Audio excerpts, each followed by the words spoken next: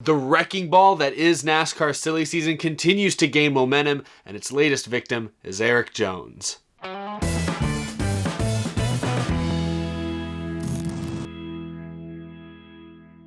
How's it going, y'all? My name is Eric, and welcome to Out of the Groove. This is a tough episode to do. Not as tough as the decision Joe Gibbs had to make earlier this week, but certainly an episode I was hoping I wouldn't have to make, but here we are. We've really only got one thing to talk about in this episode, so let's get to it. Last night, Fox Sports reported that Joe Gibbs Racing is not renewing Erik Jones' contract for the 2021 season. Erik Jones is currently in the middle of a one-year deal that's up at the end of the 2020 season, and now it looks like Phoenix in November will be the final race Jones will pilot the number 20 car. Jones released a statement on Twitter saying, "I greatly appreciate the opportunity JGR provided me over the last 4 years, and I wish the team nothing but success and good fortune. JGR gave me a solid base from which to go out and compete at the highest level, and I look forward to building on that foundation in the years to come." Team owner Joe Gibbs said in a statement, "We appreciate all Erik has done for Joe Gibbs Racing over the past several years. He joined us as a teenager and has accomplished so much in his time here, and we remain focused on the remainder of this season and earning him a spot in the playoffs." Now, as of early Friday morning when I'm filming this,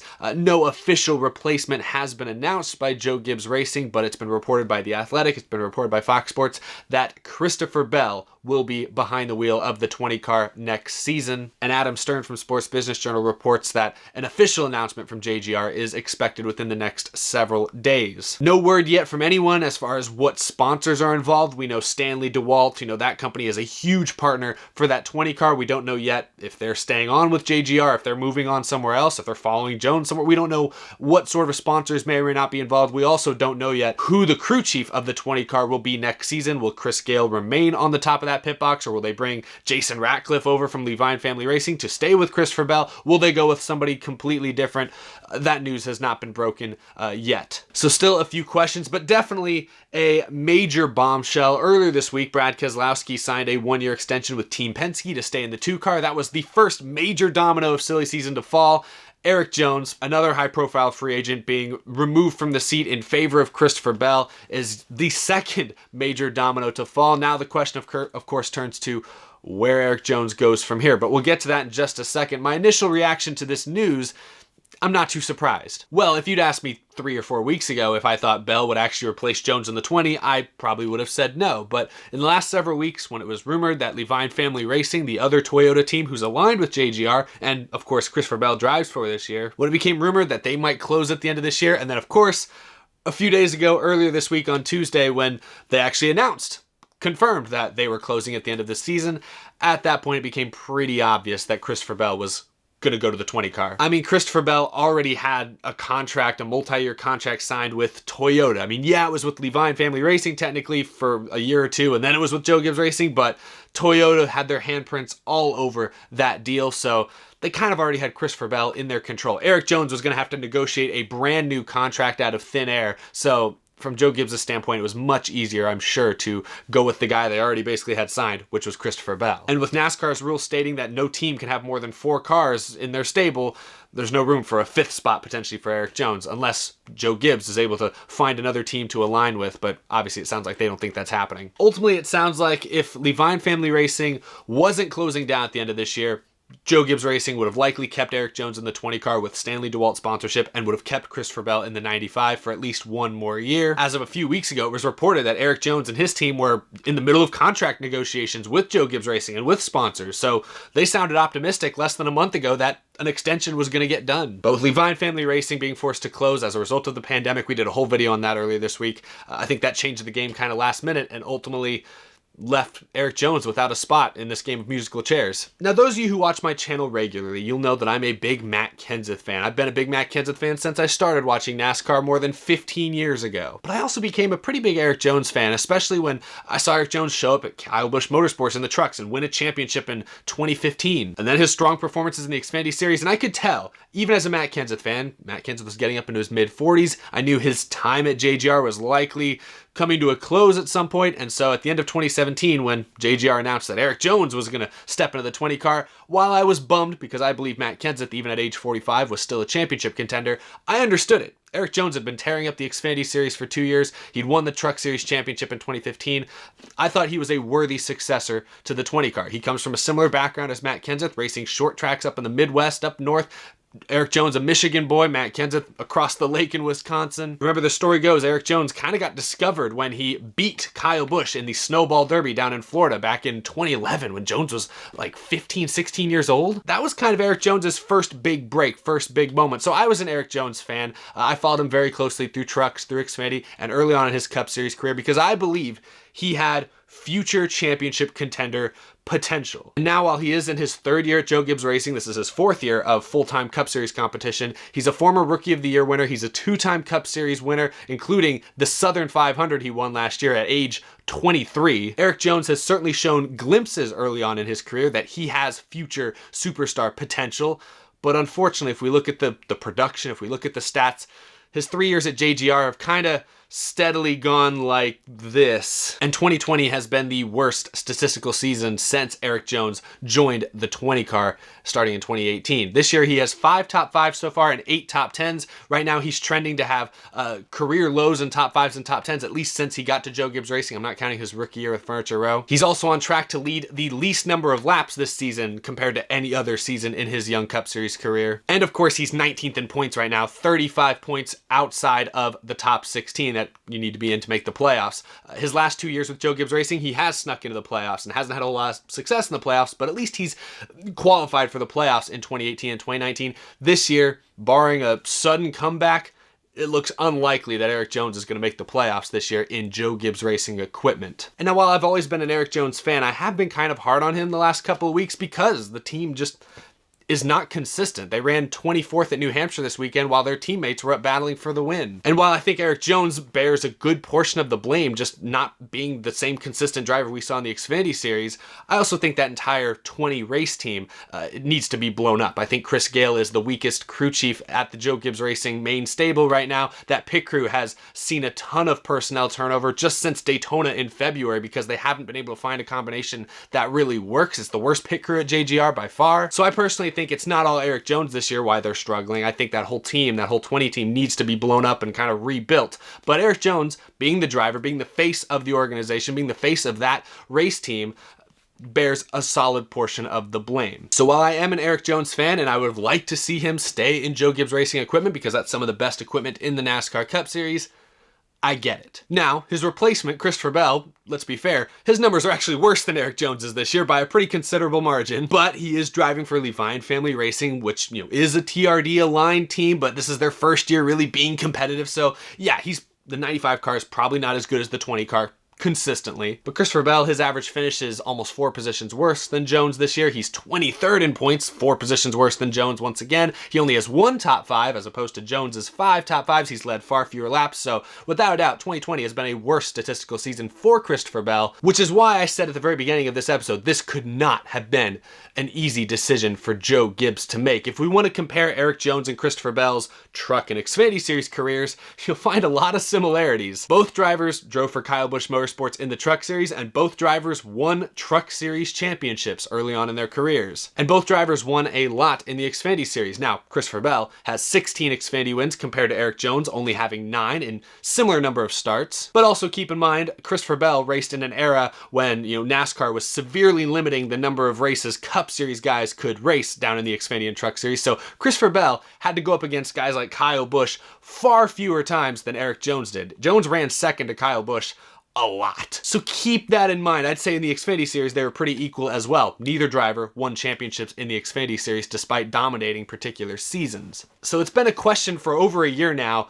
Who would you go with? If you were Joe Gibbs, would you go with Christopher Bell or would you go with Erik Jones? Both very young, both full of potential, both come from widely different backgrounds. Erik Jones, short track racer, asphalt racer. Christopher Bell, dirt track racer, Chili Bowl champion. Christopher Bell is actually a year or two older than Erik Jones, but both still in their mid-20s, both very young compared to many of their competitors. It's not an easy call for Joe Gibbs, and it's not an easy call for fans at home. Which driver makes the most sense long-term? I think it's honestly flip a coin even now. So this had to be an extremely difficult decision for Joe Gibbs. Of course, like Joe Gibbs said in his statement earlier, Erik Jones has been with this team since he was a teenager. Joe Gibbs has seen Erik Jones grow from a young, wide-eyed, excited young race car driver into a, like I said earlier, a Southern 500 winner. And if you recall the story back in 2016, shortly before Erik Jones lost his father tragically to lung cancer, Joe Gibbs actually visited their home to tell him and his father that Erik Jones was going to be racing full-time in the Cup Series for Furniture Row in 2017 with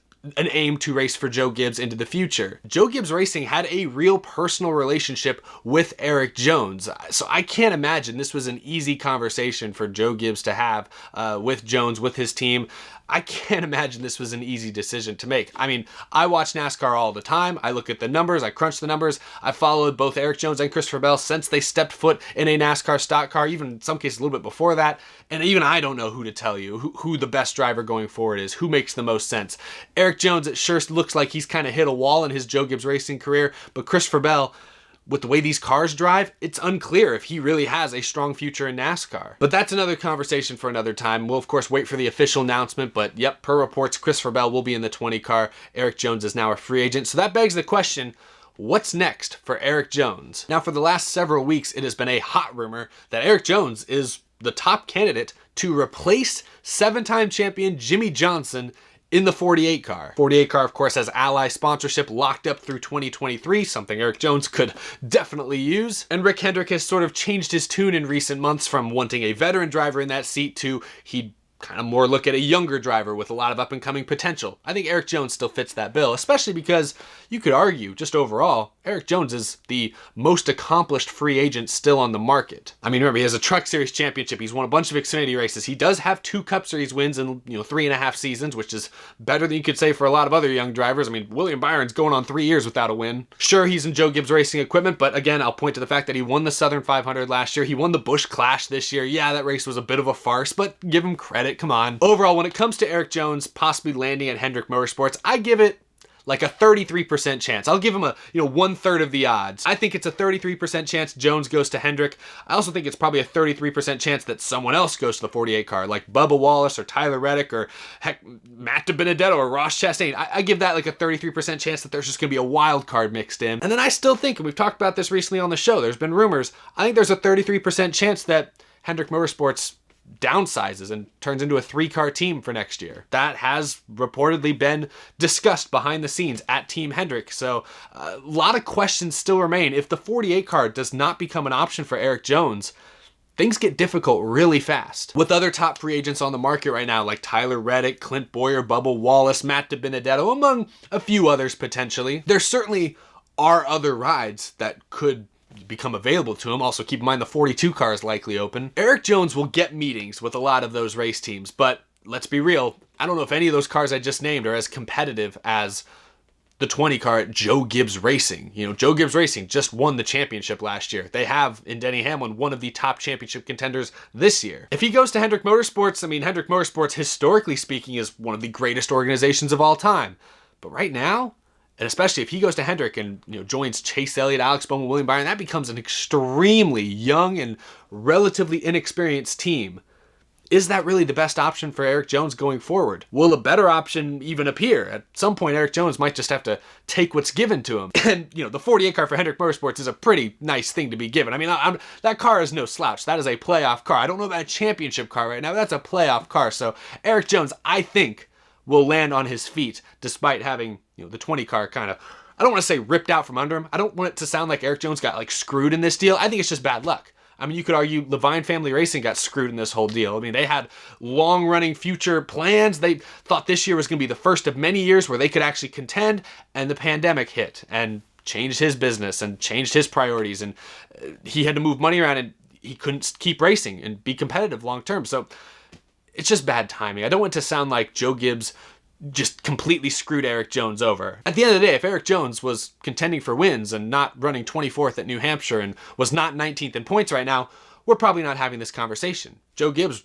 probably lets Christopher Bell walk and probably tells Christopher Bell to go interview with Hendrick Motorsports. But the truth is, Erik Jones, in almost 3 years with Joe Gibbs, has only 2 wins. 2 impressive wins perhaps, but only 2 wins compared to his teammates. And this year, the difference in performance between Kyle Busch, who even though he hasn't won this year, he's run really competitive, Denny Hamlin, who's having one of the best years of his career, and of course Martin Truex, who's even working with a new inexperienced crew chief, is still putting up good numbers. The difference between the way those 3 are running and where Erik Jones is on a fairly regular basis. I don't blame Joe Gibbs for making this decision. It couldn't have been an easy one, but I don't think it's necessarily the wrong decision. I don't think there is a true right or wrong answer here, because Christopher Bell and Erik Jones both have a lot of unknowns around their names, but also both come from, a great successes in the past and have a lot of tremendous potential. So it is what it is.